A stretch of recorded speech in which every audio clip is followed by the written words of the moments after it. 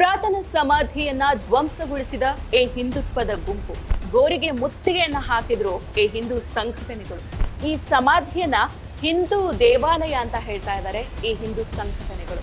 Actually ಈ ಪುರಾತನ ಸಮಾಧಿಯನ್ನ ಧ್ವಂಸಗೊಳಿಸಿದ್ಯಾಕೆ?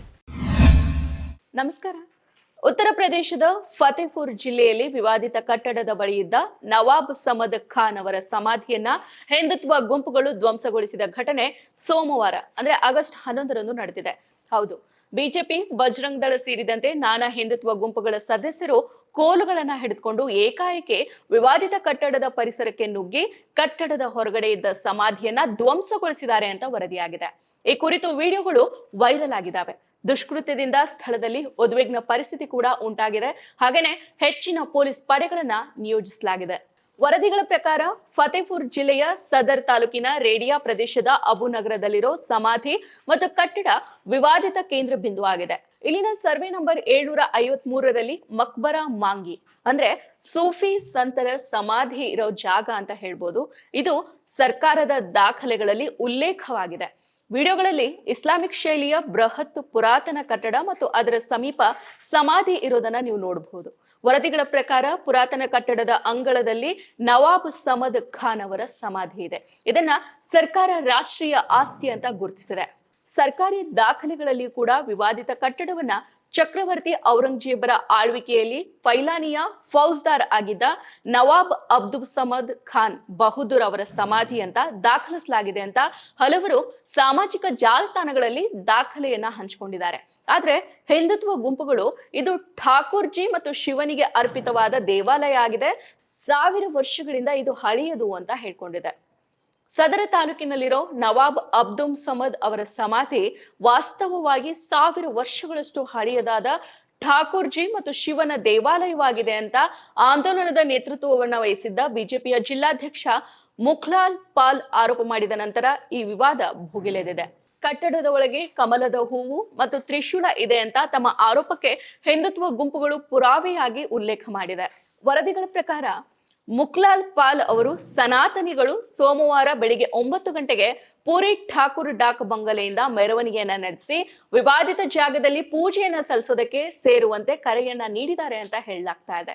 ಅವರ ಕರೆಯ ನಂತರ ಹಿಂದುತ್ವ ಸಂಘಟನೆಯ ಸದಸ್ಯರು ಸಮಾಧಿಯ ಹೊರಗಿನ ಪ್ರದೇಶವನ್ನ ಧ್ವಂಸಗೊಳಿಸಿದ್ದಾರೆ. ಉದ್ರಿಕ್ತರು ಪೂಜೆಯನ್ನ ಸಲ್ಲಿಸೋದಕ್ಕೆ ಮುಂದಾಗಿದ್ದಾರೆ. ಅಲ್ಲಿ ಬಿಗುವಿನ ವಾತಾವರಣ ಕೂಡ ಸೃಷ್ಟಿಯಾಗಿತ್ತು ಅಂತ ವರದಿಯಾಗಿದೆ.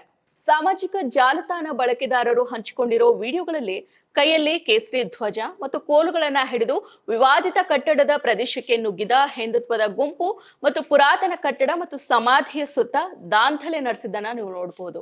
ದುಷ್ಕರ್ಮಿಗಳು ಜೈ ಶ್ರೀರಾಮ್ ಘೋಷಣೆಯನ್ನ ಕೂಗಿರೋದು ಮತ್ತು ಪೊಲೀಸರು ಮುಂದೆಯೇ ವಿವಾದಿತ ಜಾಗಕ್ಕೆ ನುಗ್ಗೋದು ಕೂಡ ವಿಡಿಯೋದಲ್ಲಿ ಇದೆ. ಈ ಘಟನೆಯ ನಂತರ ಜಿಲ್ಲಾಡಳಿತ ಭಾರಿ ಪೊಲೀಸ್ ಮತ್ತು ಪಿಎಸಿ ಪಡೆಗಳನ್ನ ನಿಯೋಜಿಸಿದೆ ಮತ್ತು ವಿವಾದಿತ ಸ್ಥಳದ ಸುತ್ತಲೂ ಕೂಡ ಬ್ಯಾರಿಕೇಡ್ಗಳನ್ನ ಹಾಕಲಾಗಿದೆ. ಮತ್ತಷ್ಟು ಅಶಾಂತಿ ಉಂಟಾಗದಂತೆ ಎಚ್ಚರಿಕೆಯನ್ನ ವಹಿಸಿದೆ ಅಂತ ವರದಿಯಾಗಿದೆ. ಇನ್ನು ವಿವಾದಿತ ಪ್ರದೇಶದೊಳಗೆ ಯಾರು ಕೂಡ ಪ್ರವೇಶ ಮಾಡದಂತೆ ನೋಡ್ಕೊಳ್ಳೋದಕ್ಕೆ ಜಿಲ್ಲಾ ಅಧಿಕಾರಿಯ ಆದೇಶದ ಮೇರೆಗೆ ಬ್ಯಾರಿಕೇಡ್ಗಳನ್ನ ಹಾಕಲಾಗಿದೆ. ಫತೇಪುರ್ ಬಜರಂಗ್ ದಳ ಜಿಲ್ಲಾ ಸಹ ಸಂಚಾಲಕ ಧರ್ಮೇಂದ್ರ ಸಿಂಗ್ ಕೂಡ ಸಮಾಧಿಯಲ್ಲಿ ಪೂಜೆಯನ್ನ ಸಲ್ಲಿಸೋ ಬಗ್ಗೆ ಘೋಷಣೆ ಮಾಡಿದ್ರು. ನಾವು ಮಧ್ಯಾಹ್ನ ಇಲ್ಲಿ ಪ್ರಾರ್ಥನೆಯನ್ನ ಸಲ್ಲಿಸ್ತೀವಿ, ಆಡಳಿತ ನಮ್ಮನ್ನ ತಡೆಯೋದಕ್ಕೆ ಸಾಧ್ಯ ಇಲ್ಲ ಅಂತ ಕೂಡ ಅವರು ಹೇಳಿದ್ರು. ಇನ್ನು ವಿಶ್ವ ಹಿಂದೂ ಪರಿಷತ್ನ ರಾಜ್ಯ ಉಪಾಧ್ಯಕ್ಷ ವೀರೇಂದ್ರ ಪಾಂಡೆ ಅವರು ಈ ಸ್ಥಳ ಭಗವಾನ್ ಭೋಲೆನಾಥ್ ಮತ್ತು ಶ್ರೀಕೃಷ್ಣನಿಗೆ ಅರ್ಪಿತವಾದ ದೇವಾಲಯ ಆಗಿದೆ, ಇದು ಸಮಾಧಿ ಅಲ್ಲ ಅಂತ ಹೇಳಿದ್ದಾರೆ. ಧಾರ್ಮಿಕ ಚಿಹ್ನೆಗಳು, ಪರಿಕ್ರಮ ಮಾರ್ಗ ಮತ್ತು ದೇವಾಲಯವನ್ನ ಅವರು ಸಾಕ್ಷಿಯಾಗಿ ತೋರಿಸಿದ್ದಾರೆ. ಆಗಸ್ಟ್ 16ರಂದು ಜನ್ಮಾಷ್ಟಮಿ ಆಚರಣೆಗಾಗಿ ಆ ಸ್ಥಳವನ್ನ ಸ್ವಚ್ಛಗೊಳಿಸಬೇಕು ಅಂತ ಹೇಳಿದ್ದಾರೆ. ನಾವು 10 ದಿನಗಳ ಹಿಂದೆನೆ ಆಡಳಿತಕ್ಕೆ ಮಾಹಿತಿಯನ್ನ ನೀಡಿದ್ವಿ, ಆದ್ರೆ ಅವರು ಅದನ್ನ ಗಂಭೀರವಾಗಿ ಪರಿಗಣಿಸಲಿಲ್ಲ ಅಂತ ಪಾಂಡೆ ಅವರು ಹೇಳಿದ್ದಾರೆ. ಇದು ಹಿಂದೂಗಳ ನಂಬಿಕೆಯ ಕೇಂದ್ರ ಸ್ಥಳ, ಮರಳಿ ಪಡಿತೀವಿ ಅಂತ ಹೇಳಿದ್ದಾರೆ. ಇನ್ನು ಇಂಡಿಯಾ ಟುಡೇ ಪ್ರಕಾರ ಆಡಳಿತ ಭೂಮಿಯನ್ನ ಅಧಿಕೃತವಾಗಿ ರಾಷ್ಟ್ರೀಯ ಆಸ್ತಿ ಸಮಾಧಿ ಅಂತ ದಾಖಲಿಸಲಾಗಿದೆ ಅಂತ ಪುನರುಚ್ಚರಿಸಿದೆ.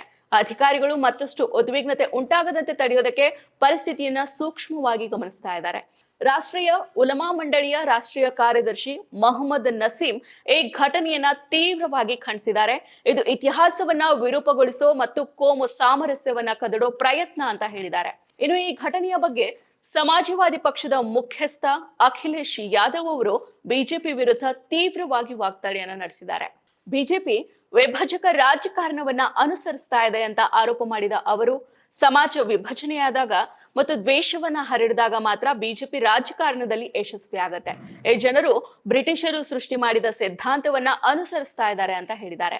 ಶತಮಾನಗಳಷ್ಟು ಹಳೆಯ ನವಾಬ್ ಅಬು ಸಮದ್ ಸಮಾಧಿಯನ್ನ ಧ್ವಂಸಗೊಳಿಸಿದ ಘಟನೆ ಆ ಪ್ರದೇಶದಲ್ಲಿ ರಾಜಕೀಯ ಮತ್ತು ಕೋಮು ಉದ್ವಿಗ್ನತೆಗೆ ಇದೀಗ ಕಾರಣ ಆಗಿದೆ.